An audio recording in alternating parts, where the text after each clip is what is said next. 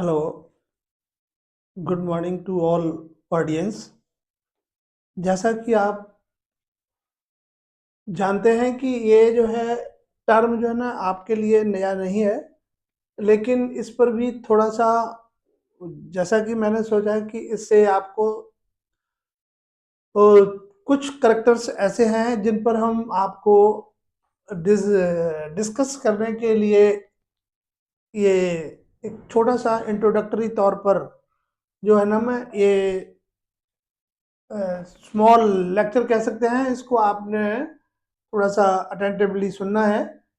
जैसा कि हमने ऑल थ्री और फोर किंगडम जो है हम लोग पढ़ चुके हैं। जैसे ये जो आपकी फर्स्ट यूनिट है, ये फर्स्ट यूनिट है the diversity of living organism.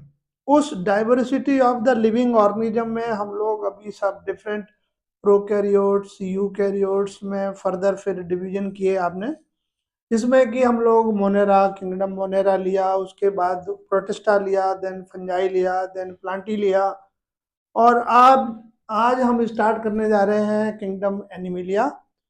इसके कुछ ऐसे करेक्टरिस्टिक फीचर हैं जो कि आप लोगों को ये जानना बहुत जरूरी है।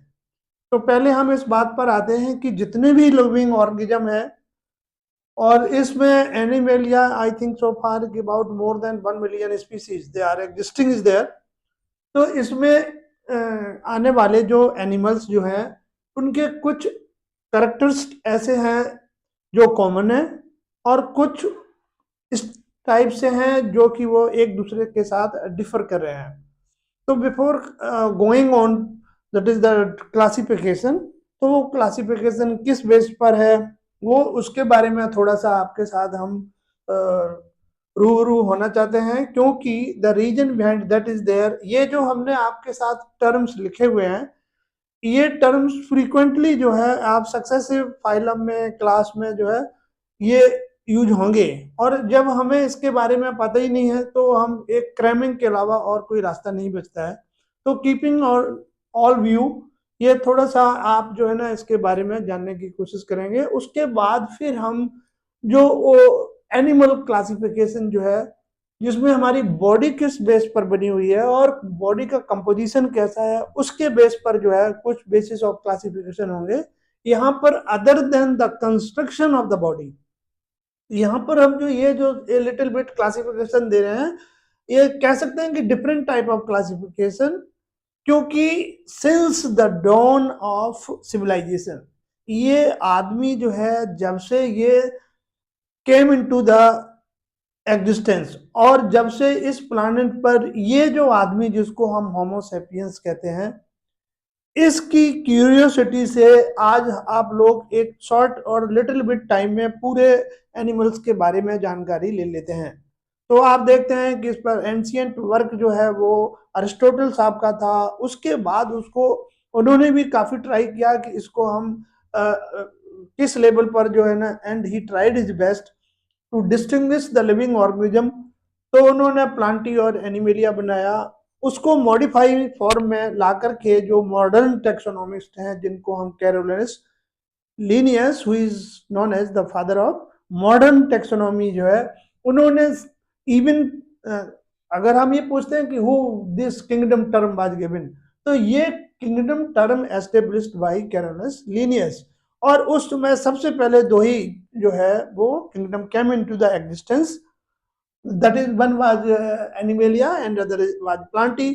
और वो ऐसा नहीं है कि उन्होंने ही बनाया होगा, अर्लियर जो वर्क अरिस्टोटल का था उसी को हमने नया नॉमेनक्लेचर दे दिया और उसको किंगडम का स्टेटस दे दिया। तो ये किंगडम जो है एनिमेलिया, जिसको हम किंगडम एनिमल्स भी कहते हैं या एनिमल किंगडम कहेंगे, जो भी आप टर्म यूज करें। इस एनिमल किंगडम में अगर हम देखते हैं कि इसमें अगर उसको डिफरेंट टाइप की स्ट्रक्चर से अगर हम उसको ऑब्जर्व करते हैं, तो देखते हैं कि इस एनिमल में उनके एक्शन में, उनकी हैबिट्स में, उनके हैबिटाट में, उनके स्ट्रक्चर में, ठीक है। और ये जो है दैट इज उनको देखने में हम लोग देखेंगे तो उनका अपीयरेंस भी, जनरल स्ट्रक्चर जो है डिफर करता है, बिहेवियर भी जो है वो डिफर करता है एक दूसरे के ग्रुप के साथ, तो फिर भी कोई कुछ ऐसा कॉमन करेक्टर है जो कि वो सभी एनिमल में होगा।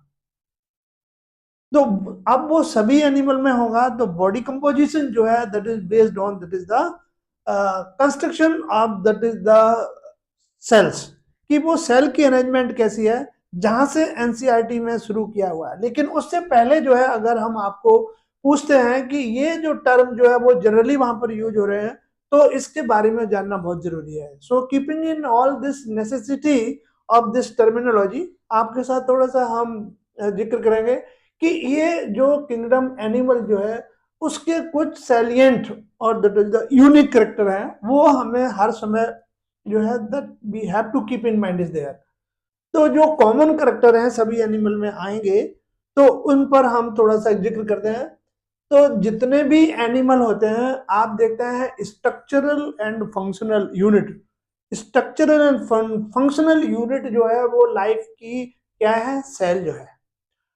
एनी हाउ, अब ये सेल जो है आपने on the basis of nucleus दो में डिवाइड कर दिया था, एक प्रोकैरियोटिक थी और एक यूकैरियोटिक थी।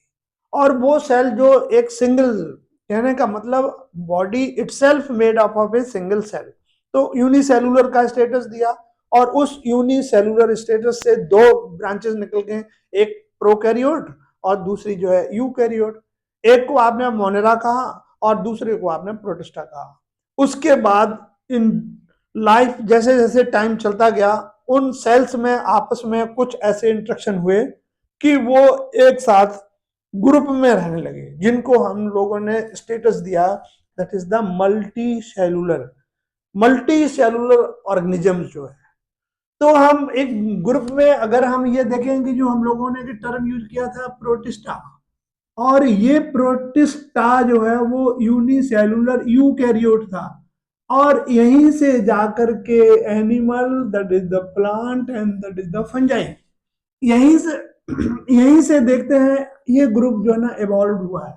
स्ट्रक्चरल लेवल पर अगर हम बॉडी को देखते हैं फिर तो जो है सेल है, लेकिन जितने भी अगर हम यूनिसेलुलर एनिमल की बात कर लेते हैं, अगर हम मान लो अमीबा का एग्जांपल ले लेते हैं, तो आप कहेंगे ए भी सर एनिमल है, no doubt that is animal is there, animal क्यूल हम टर्म यूज कर देंगे उसके लिए, दैट इज देयर।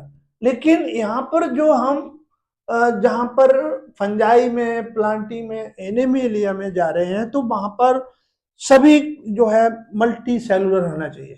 ये all characteristic feature of this group is whether fungi, other is Plantae, other is animalia, तो ये सभी जो है क्या होंगे, मल्टी सेलुलर होंगे। अगर कोई जो है मींस यूनिसेलुलर से, सिंगल सेल से अगर इवॉल्व हुआ है, तो उसकी स्टडी आपने कर ली है प्रोटिस्टा। तो इसमें मतलब यह है कि अगर हम उसको किंगडम एनिमेलिया पर अगर हम फर्स्ट पॉइंट अगर देखते हैं, तो जितने भी all the members belonging to the kingdom animalia, they are that is the multicellular, many cells के ये बने हैं in the form of clusters. वो बात और है कि आगे जाकर के उनमें फर्दर भी है कि उसमें जो है बॉडी ऑर्गेनाइजेशन जो है आगे सेलुलर होगा या टिश्यू लेवल होगा या ऑर्गन लेवल होगा, और that is the organ system मिलकर के ऑर्गेनिज्म को कंपोजिशन बनाएंगे। तो सबसे important feature of this group is they are multicellular के साथ साथ जितने भी सेल्स हैं हर एक में that is distinguish nucleus is there, so that's why they are all multicellular eukaryotic के साथ साथ जनरली एक्सेप्शंस वन और टू हो सकते हैं, otherwise most of the organisms which are included in the kingdom of animalia, they are lacking the cell wall. Without cell wall organism, तो दो तीन इंपॉर्टेंट कैरेक्टरिस्टिक फीचर हो गए एनिमल्स के, एक तो मल्टी सेलुलर है, दूसरे जो है यूकैरियोटिक हैं, और थर्ड जो है विदाउट सेल वॉल। इन जिनको हम एनिमल्स कहते हैं, इनके चारों तरफ जो है जिस तरीके के प्लांटी में, जिस तरीके से फंजाई में जो सेल वॉल जो है एनवेलप होता है, वो इसमें एब्सेंट होता है। ये तो हो गया जनरल। उसके बाद other than the body structure, all are heterotrophs. Heterotrophs, यहाँ पर जो टर्म हमने यूज किया है हेट्रोट्रॉफ, मतलब hetero means different, trophic that is intake of food material, nutrition. तो ये इस ग्रुप में सबसे इंपॉर्टेंट थिंग ये है कि अपने को ये सरवाइव करने के लिए, जिंदा रहने के लिए सबसे मैंडेटरी थिंग्स जो है कि वो उनको फूड चाहिए। अब चूंकि फूड ये खुद तो बनाते नहीं, ये फूड जो है किससे लेते हैं, प्लांट से। इसका मतलब on the basis of nutrients जितने भी लिविंग ऑर्गेनिज्म, जो हमने अर्लियर में आपको many times I repeated it, that is in my previous lectures, कि इसमें जो ग्रुप है, जो एनिमल्स जो है, कि इसको जो हमने प्लांटी और दैट इज एनिमल या ग्रुप में 2 डिविजन्स दिए हैं, तो on the basis of nutrition all plantae they are that is autotrophs, और जितने भी एनिमल्स हैं they are hetero. Hetero means that is different from the auto. तो ये जो है हेट्रोट्रॉपिक फॉर्स में है। और फूड जो जब ये लेते हैं डायरेक्टली और indirectly, they derive its food, they derive their food from the that is the plants are there. इसीलिए प्लांट्स को आपने टर्म यूज किया है प्रोड्यूसर्स, और जितने भी एनिमल्स हैं दे आर कंज्यूमर्स। तो इस ग्रुप में जो मेंबर्स जो है दे आर हेट्रोट्रॉफ्स, और वो जो अपना फूड लेते हैं वो either they take their food in the solid form, अगर वो उस सॉलिड फॉर्म में, मतलब कहने का मतलब जो फूड वो इनटेक करते हैं एनवायरनमेंट में, उस प्रोसेस को हम कहते हैं इंजेशन, और उसी से इंजेस्टिंग बना है। Ingests to derive the food from its surrounding. तो अपने सराउंडिंग से जो भी फूड लेते हैं either they will take in the solid form और they will take in the liquid form. अगर वो एनिमल फूड को सॉलिड फॉर्म में लेते हैं तो हम उनको टर्म यूज कर देते हैं फैगोसाइटोसिस, और अगर वो लिक्विड फॉर्म में लेते हैं तब हम उसको कहेंगे पाइनोसाइटोसिस। और बिकॉज इसमें जो एक और टर्म भी यूज हुआ है जिसको हम कहते हैं होलोजोइक, HOLOZOIC, होलोजोइक। कहने का मतलब यह है कि इसमें जो होलोजोइक जो है, जिसमें complete intake of food particle या फूड कंपोनेंट लेते हैं, तो वो एनिमल जो है this holozoic either by that is the in solid form और by in the liquid form. ये इसका दूसरा कैरेक्टरिस्टिक फीचर है जो एनिमल में मिलता है। थर्ड जो पॉइंट जो है but not least is their ability to mobility except sponges. ये टर्म एबिलिटी टू मोबिलिटी, कहने का मतलब इसमें ऑल द ऑर्गेनिज्म जिनको हम एनिमल कहते हैं उनमें एक टेंडेंसी होती है कि उनमें मूवमेंट करने की कैपेसिटी होती है। अब ये मूवमेंट क्यों करते हैं, इसके पीछे जो है डिफरेंट रीजन हो सकते हैं। कि सर्वाइवल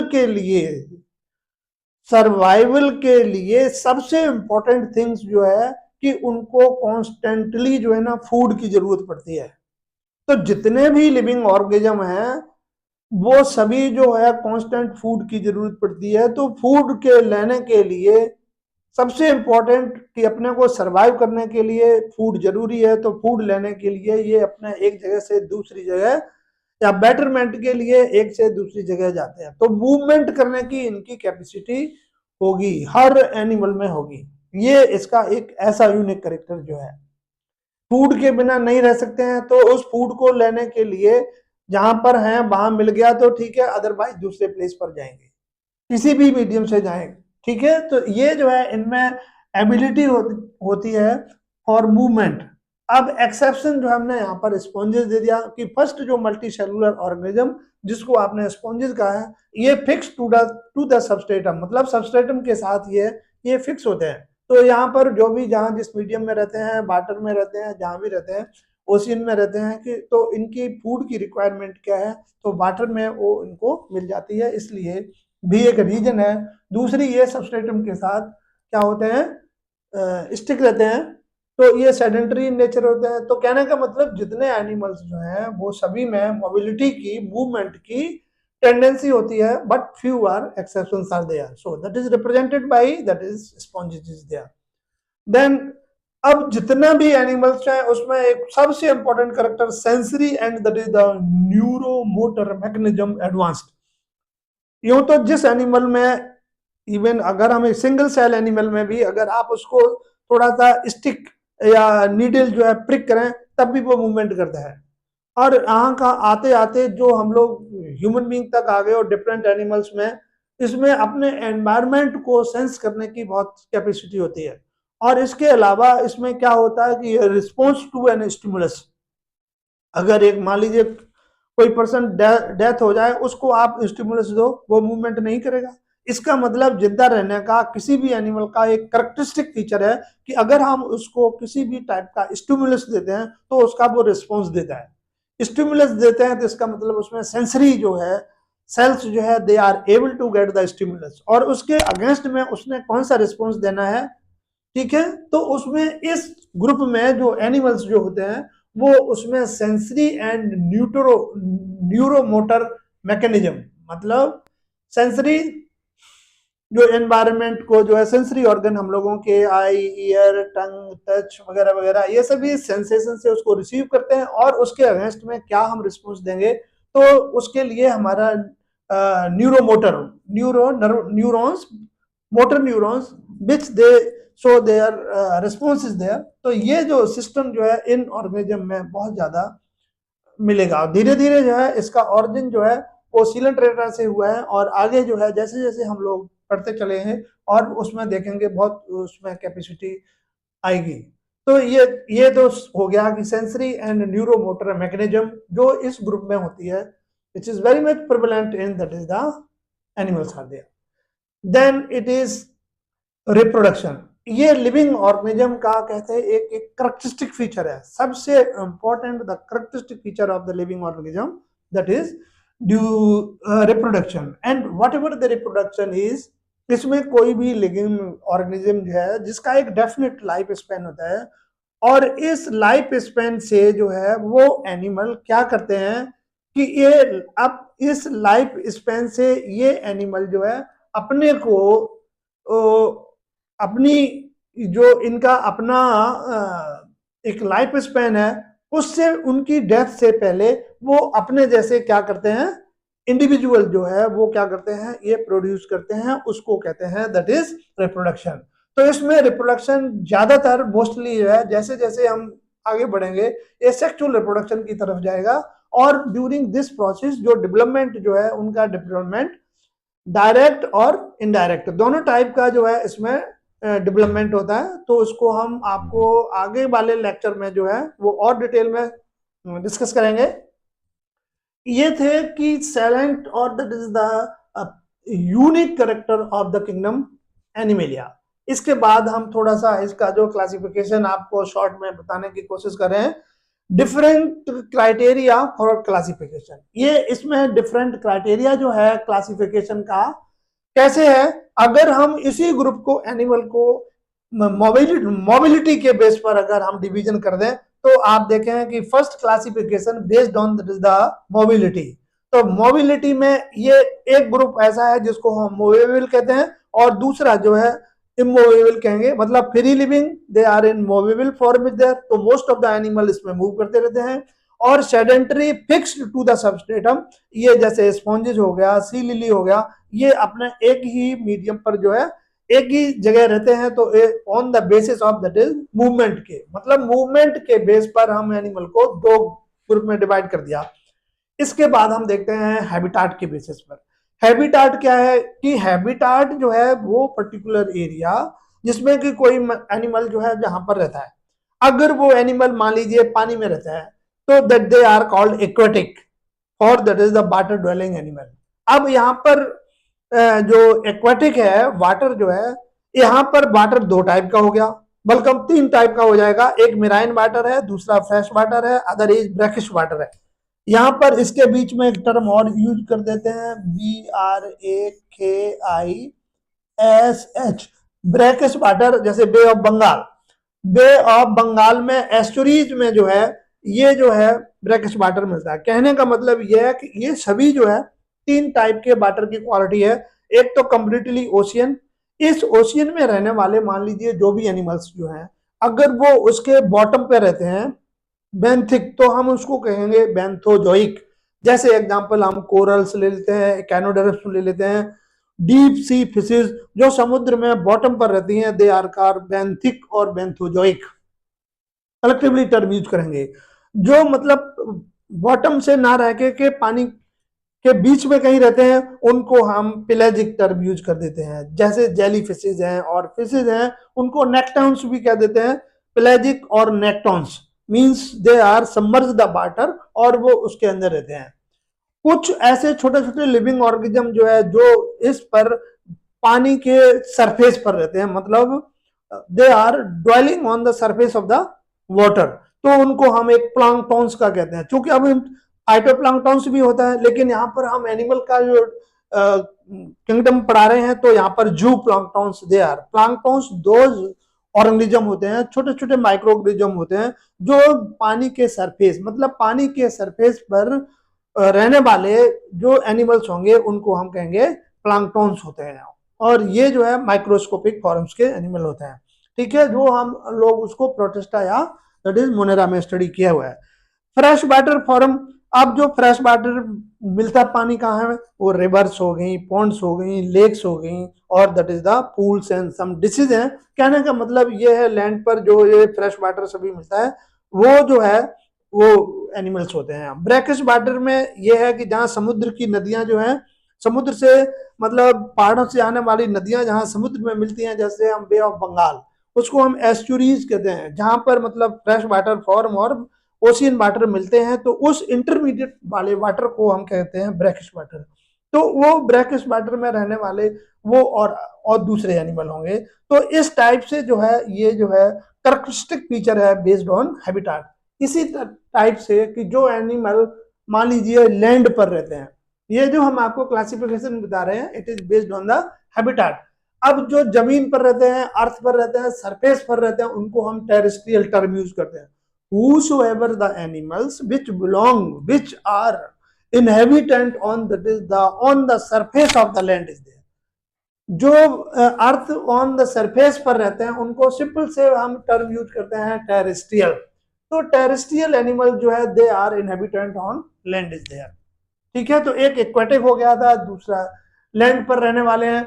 अब ये अगर लैंड पर रहने वाले एनिमल जो हैं, जिन अगर वो मोस्ट ऑफ दी हम लोग लैंड पर ही रहते हैं, तो most animal on the surface, land पर रहने वाले एनिमल जो है वो टेरेस्ट्रियल हो गए, और उसमें से ज्यादातर कैसे रहते हैं, on the surface of the land is there. Then subterranean, subterranean का मतलब यह है कि जो हमारा सरफेस है उसके डीप, मतलब बरोइंग बना करके रहते हैं, जिनको हम बरोइंग एनिमल्स भी कह देते हैं। मतलब सरफेस ना पर रह के अपना टनल जैसी स्ट्रक्चर बना करके रहते हैं, उनको कहते हैं दैट इज सबटरेनियन और बरोइंग, और फॉसोरियल भी टर्म हम यूज करते हैं उसके लिए। जैसे रिप्रेजेंटेड बाय अर्थवॉर्म है, और other is this limbless amphibians हैं, मतलब जो मतलब टनल शेप में बना करके गुफाओं में अंदर नीचे रहते हैं, उनको हम ये सबटरेनियन और बरोइंग एनिमल्स कहते हैं।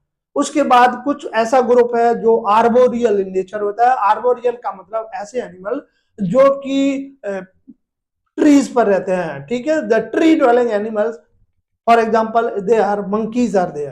तो जहां पर बड़े बड़े ट्रीज होते हैं, छोटे ट्रीज होते हैं, जो ट्रीज पर रहने वाले हैं, वो सभी जो है they are called the arboreal in nature. और जो अपनी एक्टिविटी ज्यादातर अपना एयर में जो है, वो जो एयर में जो है जो रहते हैं, तो उनको हम कहेंगे aerials. Example that is birds, bats, insects, other बहुत से एनिमल्स जो है, जो कि अपना जो है ज्यादातर टाइम एयर में ही पास करते हैं, तो उनको हम एरियल एनिमल कहते हैं।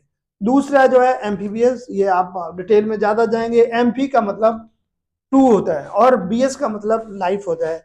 ऐसा ऑर्गेनिज्म जो दोनों में रहता हो, मतलब लैंड पर भी रहता है और उस पर भी रहता है, पानी में भी रहता है, तो ऐसे एनिमल्स को हम कहेंगे amphibious. And they are characterized by frog, tortoise, snails, etc. etc. is there.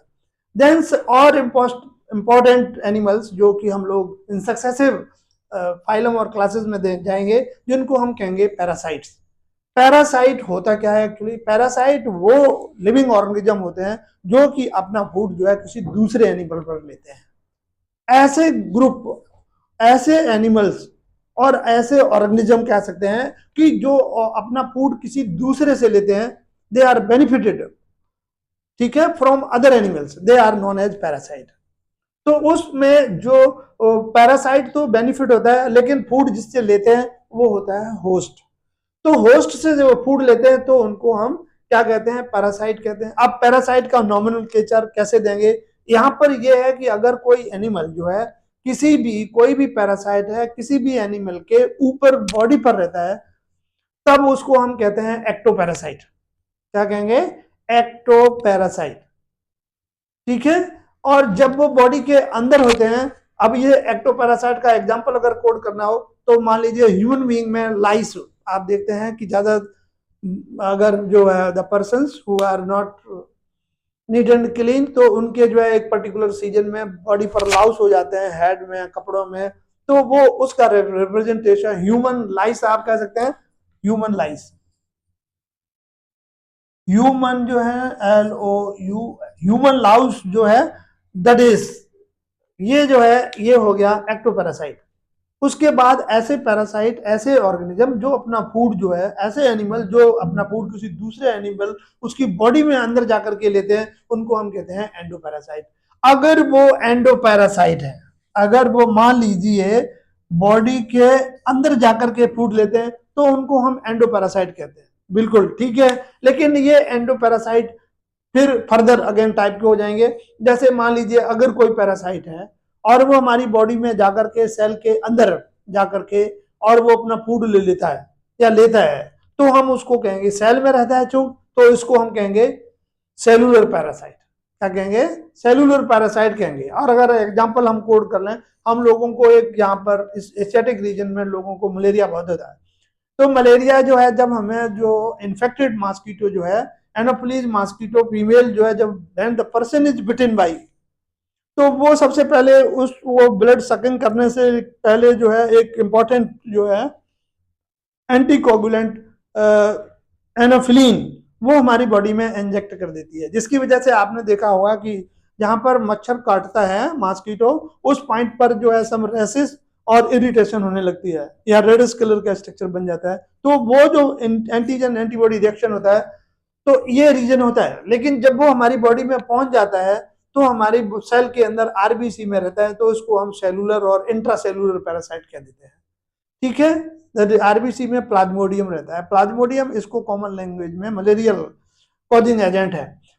कुछ पैरासाइट जो है हमारे फिर सेल के अंदर में इन बिटवीन द सेल्स और टिश्यू को डैमेज करते हैं, ठीक है, या ब्लड में ज्यादातर जितने भी माइक्रोस बैक्टीरिया और वगैरह वगैरह रहते हैं वो सभी टिश्यू और ब्लड में ही रहते हैं, तो they are tissue parasite. Blood को इन्फेक्टेड होता है तो ब्लड पैरासाइट। कुछ कॉमन जो है बच्चों में, आदमियों पेट में दर्द वगैरह हम लोग इधर उधर का खाते हैं, जिसकी वजह से डिफरेंट ऑर्गेनिज्म जो है वो फूड के साथ, पानी के साथ हमारी बॉडी में चले जाते हैं। और वो जो स्पेशल पैरासाइट जो है एंट्रोबियस, जिसमें कि आपको डायरिया लग गया, डिसेंट्री हो गई, तो वो गट में इन्फेक्ट करते हैं, तो दे आर लिवर फ्लूक हो गया।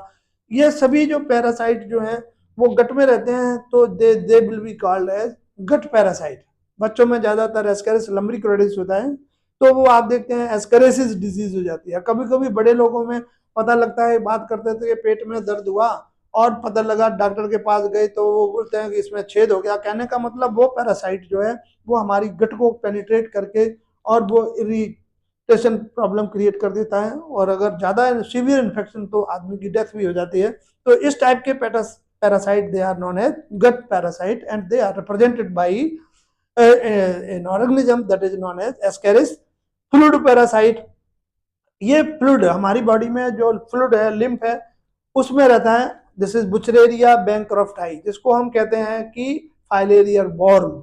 ये जो है when the person is bitten by Culex mosquito, तो आपने देखा होगा कि किसी किसी बिहार और बंगाल में एक पर्टिकुलर डिजीज है जिसमें एलिफेंटेसिस होती है, जिसमें कि आदमी का जो पूरा पैर जो है हाथी पांव जैसा हो जाता है, या जो रिप्रोडक्टिव ऑर्गन्स में मेल में पर्टिकुलर जो स्क्रोटम होता है, टेस्टिस होता है, वो पिचर शेप का हो जाता है, जिसको हम हाइड्रोसील बोलते हैं, ये सभी बीमारियां आप देखते हैं due to different parasites are concern is there.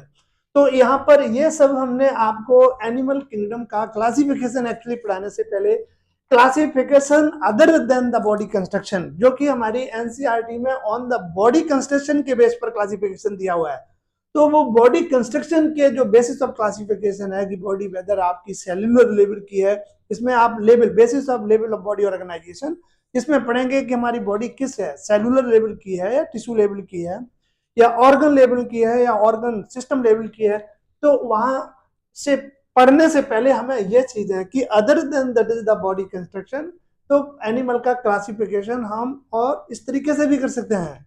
आप हैरान होंगे कि इसमें हम वही, या हम पूरे एनिमल को दो ग्रुप में ऑन द बेसिस ऑफ इनकी लाइफ प्रोजेनी में, कुछ एनिमल्स ऐसे होते हैं जो एग ले करते हैं तो ओविपेरिस कहेंगे आप, कुछ ऐसे जो यंग वंस को जन्म देंगे उनको हम बेबी कैरियर। ये भी एक क्राइटेरिया है कि on that basis we can distinguish that is the one group from the other is there, but basic characteristic feature of that is the group is, जो हमने ये सैलिएंट फीचर जो है वो अपने आप दिमाग में रखने हैं। उसके बाद हम लोग जो है इसको आगे बढ़ाएंगे। तो अब जो है basis of classification on the basis of जो है बॉडी कंस्ट्रक्शन, वो हम आपके 5-6 पॉइंट हैं उसको हम नेक्स्ट लेक्चर में कवर करेंगे। Thank you. Please carry on, and the successive portion we will start in my next lecture. Thank you.